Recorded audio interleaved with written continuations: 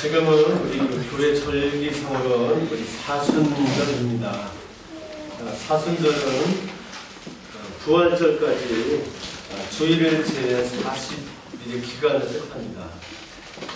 부활절 46일 전부터 시작되는 이 교회 절기가 사순절입니다. 교회 달력을 보시면 3월 9일부터 이제 사순절이 시작됐다는 걸 아실 수 있습니다.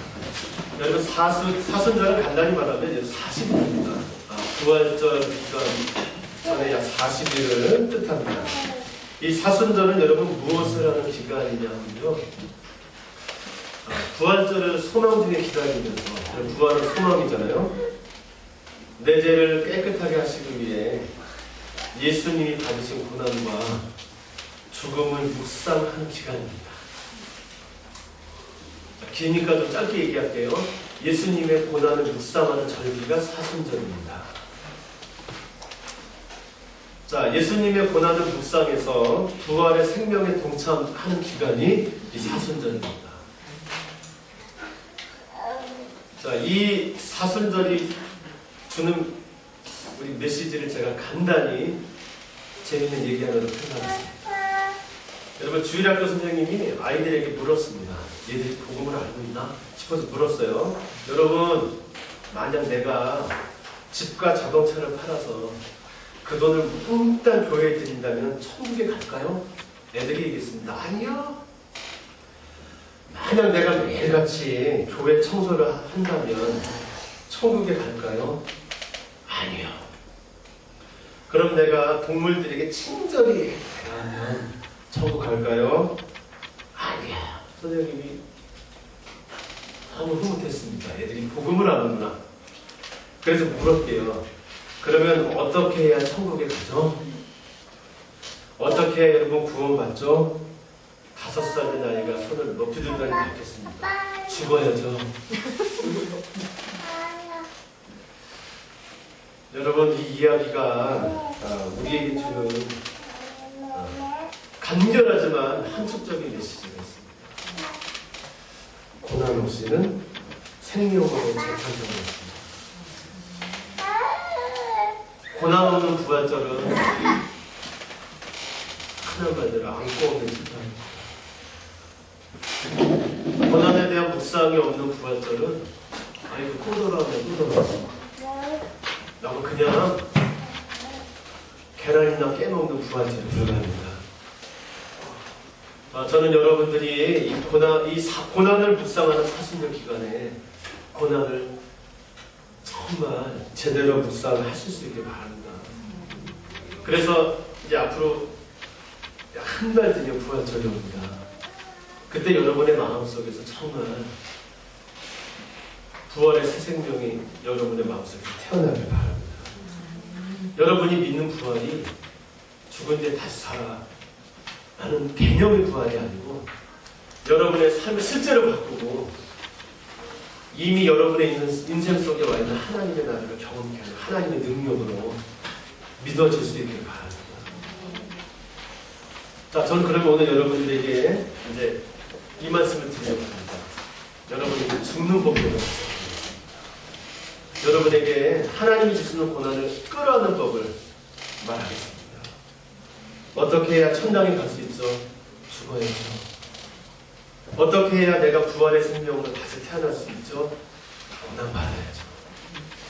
오늘 이 말씀을 통해서 여러분 고난을 묵상하게 되고 고난을 끌어안게 될 수 있길 바랍니다. 그래서 정말 앞으로 다가올 부활절이 여러분에게 가슴 설레는 마음으로 기다리시길 바랍니다. 자, 그러면 우리 이런 우리 주제의식을 가지고 오늘 말씀으로 들어가 보겠습니다. 요한복음 보겠습니다. 요한복음 2장 13절에서 22절 말씀을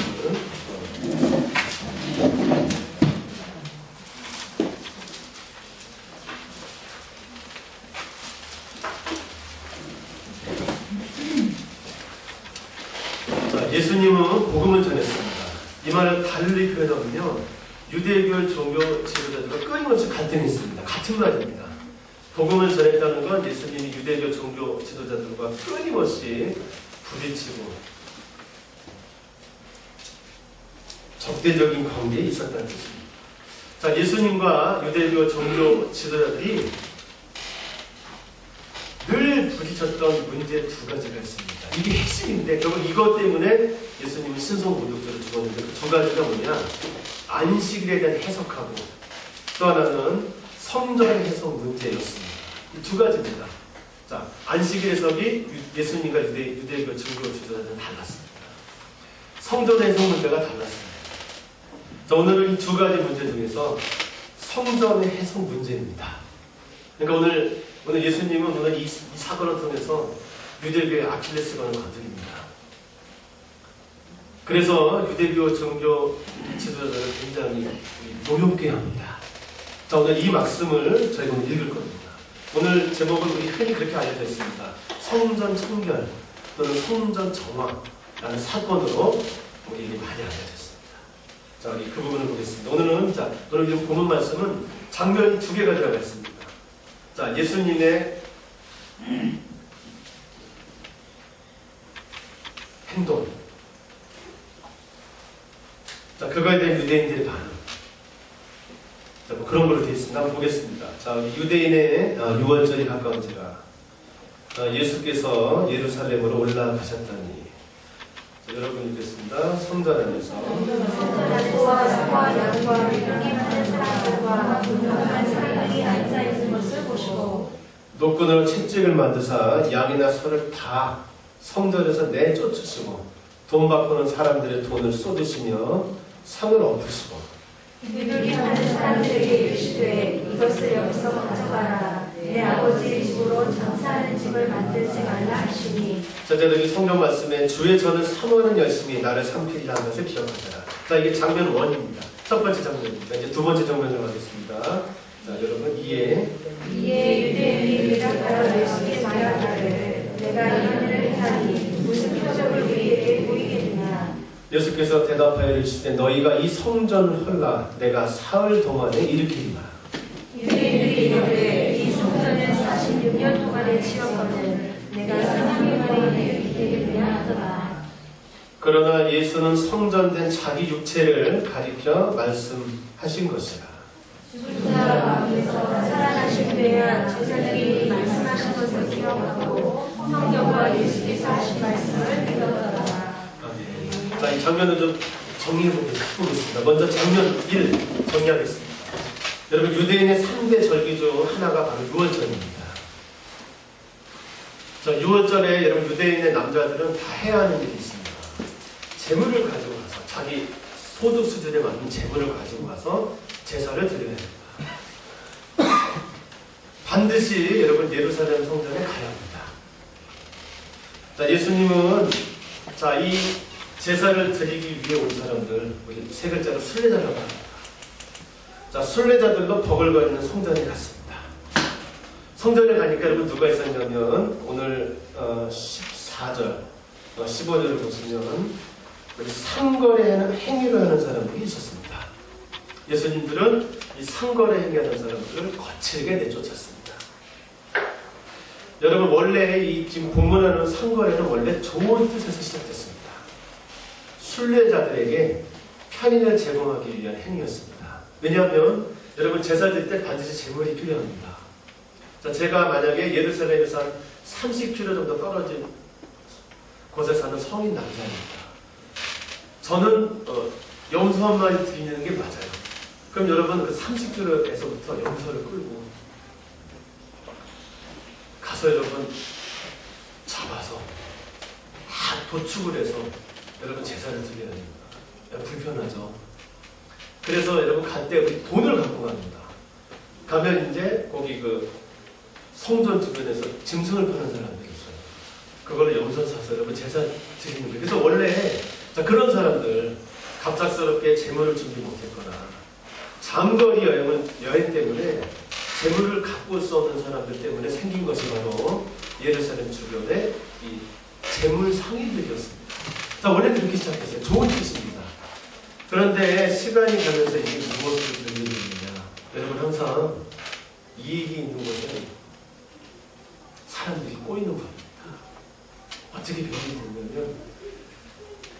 성전에서 제물을 드리려면 어디서 제물을 사야 되느냐? 예루살렘 성전 거기서 파는 곳에서만 제물을 사야 합니다. 그렇지 않으면 제사를 드릴 수가 없었습니다. 그럼 제가 한번 해볼게요. 자, 제가 만약에 이제 저는 돈이 없는 사람입니다. 저는 염소를 갖고 가요. 근데 그 염소를 제물을 못 드립니다. 반드시 예루살렘 교 도장에 찍힌 염소를 제 제물을 드려야 돼요. 그럼 어떻게 되느냐? 염소를 다 팔아요. 돈이 생깁니다. 그 돈으로 예루살렘 염소를 삽니다. 여러분, 자, 벌써 서급할 하는 동안 여러분 뭐 받을까요? 우리 정부도 그 짓을 합니다. 뭐 받을까요? 수수료 받습니다. 그러는 사이에 여러분 누가 돈을 벌까요? 거기서 환전하는 사람, 짐승 파는 사람 돈 벌고요. 여러분 그걸 또 허가내준 사람도 있습니다. 누가 허가내줄까요? 당연히 예루살렘의 제사장들. 거기서 허가내줍니다.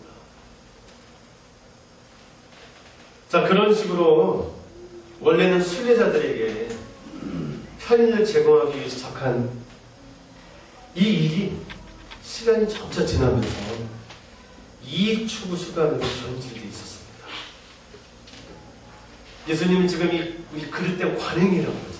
이 그릇된 관행이 지금 문제 제기를 하고 계십니다. 왜 성전이 이렇게 되느냐? 내 아버지의 집을 장사하는 집으로 만들지 말라고 예수님이 지금 이 문제를 제기합니다. 여러분, 그랬더니 유대인들이 이렇게 얘기했습니다. 자, 18절을 읽어보겠습니다. 18절입니다. 시작. 이에 유대인들이 대답하여 예수께 말하기를 내가 이런 일을 행하니 무슨 표적을 우리에게 보이겠느냐. 자, 이 안에 들어있는 제가 행간을 설명드릴게요.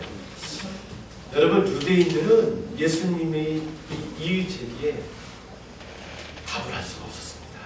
맞았거든요. 이 말이 맞았습니다. 예수님의 이의 제기는 너무도 온당했습니다. 그래서 그들은 예수님의 이 이의 제기 자체를 거부할 수가 없었습니다. 누가 봐도 맞는 말이거든요. 그러자 이 사람들이 한 얘기가 뭐냐면 이겁니다. 무슨 표적을 우리에게 보이겠느냐. 이 말이 무슨 뜻인지 좀 살펴보겠습니다. 여러분, 유대인들이 항상 구하들이 있습니다. 고린도 전서에 나옵니다. 헬라인들은 지혜를 구하지만 유대인들은 이걸 구합니다. 여기 고린도 전서 1장 22절로 가겠습니다.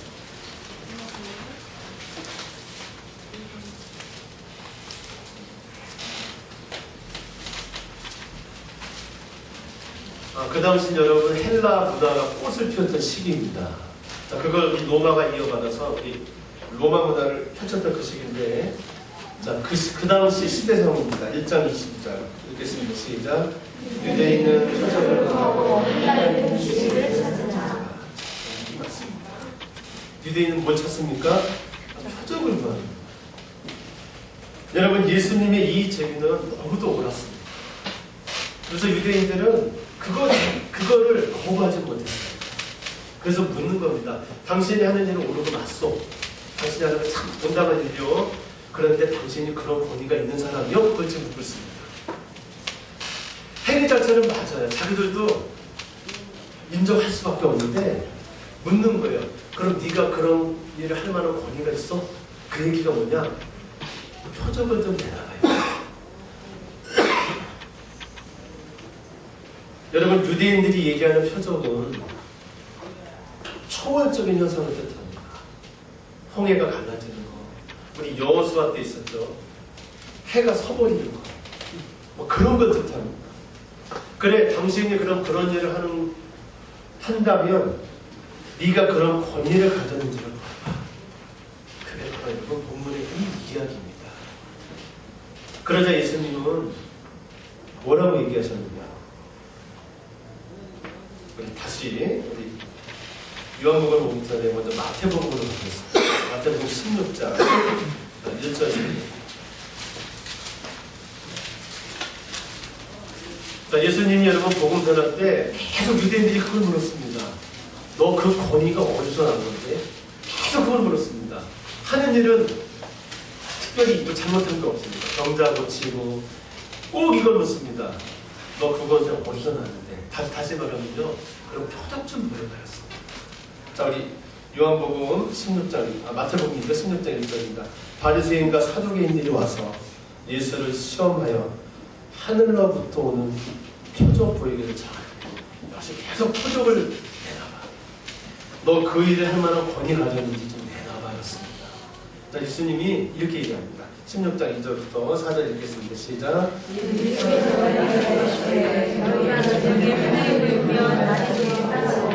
아침에 하늘이 불고 우리련 그들의 날이 굳게 땀나니 너희가 날씨를 분별할 줄 알면서 시대의 표적을 분별할 수 없느냐.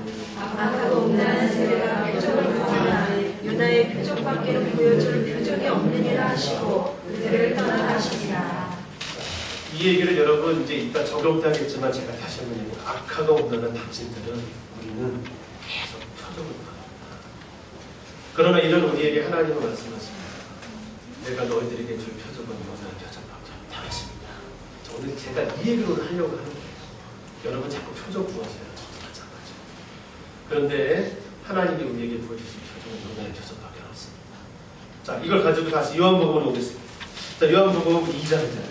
자, 예수님이 자, 당신 표적을 좀 보여봐. 너 그런 일 할 권위 가졌어? 표적을 좀 해봐. 그랬더니 예수님이 뭐라고 했느냐? 표적을 보이지 않았습니다. 그러놓고 하신 얘기가 이겁니다. 19절. 자, 제가 예수께서 대답하여 이르시되 읽을 테니까 여러분 나머지 읽으세요. 시작. 예수께서 대답하여 이르시되 자, 표적을 보이라고 했더니 예수님의 답입니다. 이 성전을 헐어라. 내가 사흘 동안에 일으키리라. 여러분 동문서답한 거죠 사실은. 표적을 보이라고 했더니 표적은 안 보이고 이 성전을 헐랍니다. 다시 일으키네요. 이 말은 표적에 대한 거부입니다. 오늘 아까 마태복음 보셨죠? 야, 보일 표적이 없어. 내가 보일 건 오직 요나의 표적밖에 없어. 오늘 이 예수님의 말씀은 표적의 거부에 대한 동시에 자기 부활에 대한 암시입니다. 자, 그럼 이 말이 무슨 뜻인지 좀 더 생각해 보겠습니다. 여러분, 유대인들은 결코 성전을 허물 수가 없습니다.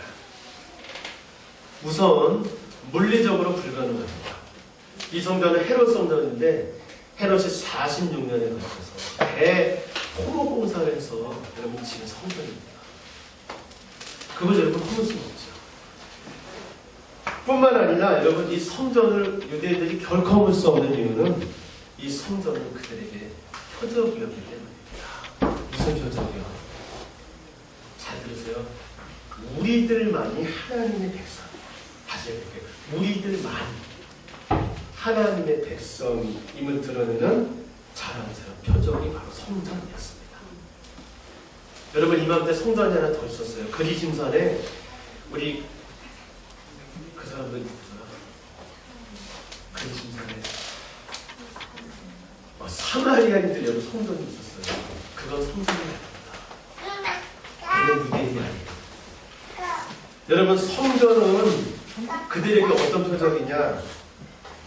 우리들만이, 자, 계속 제가 만이라는 것이 우리들만이 하나님의 백성입니다. 우리는 이방인들보다 우월한 존재야. 하나님 나라에 들어갈 백성들은 우리밖에 없어. 라는 걸 드러내는 표적이 바로 성전이었습니다. 그들은 결코 이 성전을 할 수가 없습니다. 그래서 그들에게는 하나님보다 성전이 더 중요했습니다. 다시 한번 그들은 하나님보다 성전이 더 중요했습니다. 그들은 이 땅에 오신 하나님보다 자기들이 세운 성전을 훨씬 더 소중했습니다. 예수님은 지금 그 성전을 허물라고 하십니다. 우상을 박살내라 라고 이야기하십니다. 참 성전은 자기 우상을 버리고 예수님을 따르는 사람들이며, 참 성전은 자기 동생을 위해서 예수님이 걸어가신 이 길을 걸어가는 인격체라는 걸 지금 예수님이 표적 거부를 통해서 말씀하고 계십니다. 예수님은 생명이란 우상이 파괴됐다면 나오고 있습니다. 신앙이란 내 우상을 허무는 고난을 고난 속으로 뛰어들 용기다 말씀하십니다. 부활이란 내 성전을 허무는 자기 부인의 고난을 겪은 사람만이 체험할 하나님의 능력이다. 내 성전을 허무는 자기 부인의 고난을 겪은 사람만이 겪게 될 일선이다. 우리 예수님은 그의 제자들에게 가르치고 계시는 것입니다. 여러분, 오늘 예수님이 성전을 헐어라, 내가 사흘 만에 일으킨다 얘기하신 지 지금 2000년이 지났어요. 그런데도 우리는 여전히 상징적으로 우리는 상행위가 일어나는 예루살렘 성전을 살고 있습니다. 우리는 예루살렘에 삽니다. 여러분, 이 예루살렘의 가운데 뭐가 있느냐? 성전이 있고 그 안에는 내 제사를 받는 우상이 있습니다. 이 우상은 여러분 내 틀입니다. 나 중심의 선악 판단입니다. 여러분, 우리 중에서 내 틀, 제가 심리학적 용어 쓸게요. 자기 규칙입니다. 자기 규칙. 여러분, 우리는 자기 규칙대로 하면 불편해요. 그런 거예요. 저는요, 이렇게 뭐 할 때 이렇게 있으면 좀 불편해요. 이렇게 되어 있어요. 저는 이렇게 돼야 마음이 편해요. 아시죠? 저는 이 틀을 갖고 있습니다. 여러분, 이 틀 없는 사람 없어요? 아무도 없습니다. 저는 잠자기 전에 발을 씻으면 여러분 불편합니다. 근데 또 안 불편한 인간들도 있더라고요. 서로 불편해요. 그래서 저는 가끔 틀을 깨기 위해서 발 안 씻고 잡니다. 왜요? 정상 속이 있을 거예요. 여러분, 우리에게는 이렇게 틀이 있습니다. 어린 시절에 가족 없이 자란 사람에게 여러분, 가정은 화목해야 되라는 틀이 있습니다. 여러분, 이거 없는 사람 없어요. 우상은 나 중심의 선악 판단입니다. 여러분, 여기서 뭐가 나오느냐? 풍요가 행복의 조건이라는 착각이 나옵니다. 여러분, 다시 말할게, 행복과 풍요는 상관이 없습니다. 이거는 여러분, 인류의 위대한 지성들이 다 얘기하는 겁니다. 성령 받은 사람들 다 이야기합니다. 행복과 풍요는 절대적이지 않다. 그런데 우리는 절대적이라고 믿어요. 여러분, 여기서 이 우상에서 뭐가 나오느냐? 풍요가 행복의 위대한 조건으로 착각이 나와요. 그럼 여러분, 풍요해져야 되잖아요. 그러려면 여러분 뭐 해야 될까요? 반드시 남과 경쟁해야 되고 비교해야 됩니다. 이런 태도가 나옵니다. 이게 바로 이 시대의 예루살렘이며 이 시대의 성전입니다. 여러분, 이 성전이 우리 안에 다 있습니다. 풍요와 행복의 유일한 조건입니다. 그러려면 나는 쟤를 이겨야 되고, 이겨야 되니까 이런 만남 못하냐, 비교부터 하죠. 우리는 이 성전에서 남들보다 나를 우월한 존재로 만들어나가는 간절한 예배를 우상에게 드리고 있습니다. 우리는 하나님과도 인간들과 같이 주고받는 거래를 합니다. 여러분, 조금만 여러분 열심히 내보세요. 그런 건 들어요. 하나님 이런 때도 나 복 받을 거예요. 저는 그건 들을게요. 우리는 하나님과도 인간들과 같이 주고받는 거래를 하는 중입니다. 하나님은 우리가 자기 부인을 통해서 하나님을 따르는 거룩한 일상을 살기를 바라셔요. 하나님의 바람은 우리의 거룩한 일상입니다. 그런데 우리는 하나님이 내게 큰 업적을 바라신다고 착각하고 있습니다. 이런 우리에게 찾아오신 하나님은 오늘 여러분에게 말씀하셨습니다. 네 성전을 헐어라. 네 틀을 깨라. 너 중심의 선악 판단을 버려라. 말하고 계십니다. 예수님은 말씀하십니다. 너의 아버지는 네가 하는 어떤 일 이전에 너 자체를 원한다. 말하고 계십니다. 좀 고급스러운 표현을 쓸게요. 하나님은 너에게 행위가 아니라 존재를 찾으신다. 예수님 말하고 계십니다. 우리는 여러분 살면서 형성된 강력한 틀을 갖고 있습니다. 규칙을 갖고 있어요. 인간은 정직해야 돼. 남자는 울면 안 돼. 사내 새끼가 뭐 그런 우리는 그걸 틀을 갖고 있고요. 우리는 그거를 고집합니다. 내 뜻대로 되지 않으면 난 불행하다고 투덜거리기 시작합니다. 그러면서 우리는 나를 화려하게 해줄 표적을 찾아 여기저기 헤맵니다. 하나님이 이미 와 계시고 하나님이 이미 나와 함께 하시며 나에게 가장 필요한 걸 주고 계신데도 우리는 나를 화려하게 해줄 무엇을 찾아다닙니다. 그러면서 일상의 소중함을 느끼지 못하고 있습니다. 우리는 그렇게 인생이라는 선물을 이미 받았는데도 열어보지 못하죠. 그러면서 계속 그래요. 이미 받았는데 왜 없어요? 왜 안 줘요? 화내고 하나님께 짜증내고 하고 있어요. 여러분, 저는 오늘 진리를 말씀드리겠습니다. 여러분, 내 뜻대로 되지 않아도 됩니다. 내 기대대로 되지 않아도 됩니다. 진리입니다. 믿으시기 바랍니다. 다시 말씀드립니다. 내 뜻대로 되지 않아도 됩니다. 내 기대대로 되지 않는다고 내 인생이 불행한 거 아닙니다. 하나님이 내일 선물로 주시는 일상이 기독교들 들었을게요. 부모는 선물이죠. 여러분이 선물로 받은 부모 속은 나를 행복하게 하고 나를 하나님의 자녀들로 주셔서 소중한 것들을 가져갑니다. 그런 일도 믿으시길 바랍니다. 행복은 뭡니까? 내 틀이 깨지는 겁니다. 내 틀이 깨진 그 자리에 행복이 있습니다. 우리는 조금 불편하면 하나님께 저주받았다고 다닙니다. 복음 하나 들어가세요. 여러분의 틀이 깨지는 게 행복입니다. 전 옛날에 바라시고 자면 온 몸이 세균에 감염돼 죽는 사람.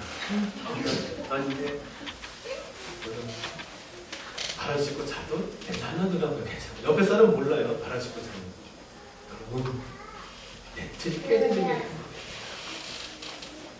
자녀들이 여러분 내 뜻대로 말 안 들어주니까 괜찮아요. 괜찮습니다. 여러분 잘 지키세요.